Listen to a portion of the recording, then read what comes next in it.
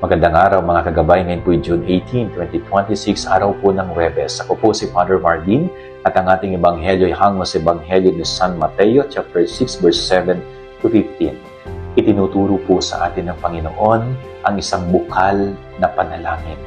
Sabi ng Panginoon, hindi mahalaga yung maraming salita na binabanggit kapag tayo nagdarasal. Anong ibig sabihin po nun? No, hindi natin mabubola ang Diyos gamit ang ating mga mabubulaklak na salita. Ang mahalaga sa Diyos ay yung pusong nagpipika, yung pusong nagpapakumbaba, at yung puso na totoo sa harapan ng Panginoon.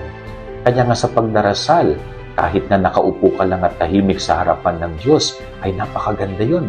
Nahayaan mo na ang Diyos ang magsalita naman, hindi yung ikaw palagi ang nagsasalita sa Kanya.